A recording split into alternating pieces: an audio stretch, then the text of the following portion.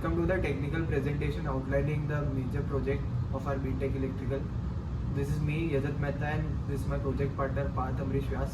We will be demonstrating the working of three-phase inverter in a closed-loop system. The project was developed under the guidance of Dr. Kaibalya, Prasad, Panda. So now I will begin the explanation of the hardware setup. The experimental setup consists of three-phase bridge topology utilizing 20 and 60 power MOSFETs. To actuate the semiconductor safely and efficiently, we have integrated dedicated gate driver circuitry using TLP250 optocouplers. The primary control unit of the prototype is F28379D DSP controller. The controller is responsible for sensing the load current, calculating the error and generating the precise switching pulse required for the inverter. The physical hardware incorporates several critical subsystems like current sensing utilizing ACS 712 20 ampere current sensors.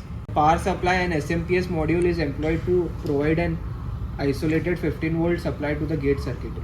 And there is a filter stage we implemented using capacitors and inductors to smooth out the output. Now we'll start with the experimental setup results. Based on the current sensed by the ACS 712, the error is calculated in the DSP board. The DSP board, based on the error calculated, gives the gate signal to each and every MOSFET in the circuit.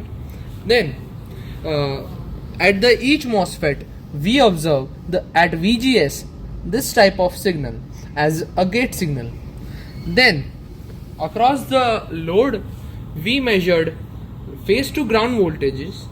The phase to ground voltages appeared like this, which is sinusoidal.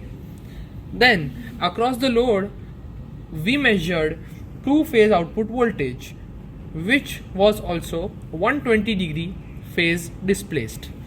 Then, across this load, we also measured line-to-line voltages.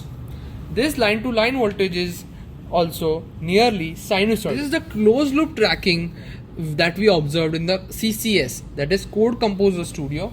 That is a software which is compatible with TI LaunchXL-F28379D board. In this CCS, we observed the tracking of the load current. That is, this is the reference current generated by the DSP board, and the orange signal is the actual current signal that is sensed by the ACS 712 sensor at each phase individually. This is phase A's current tracking, this is current tracking of phase B, and this is the current tracking of phase C.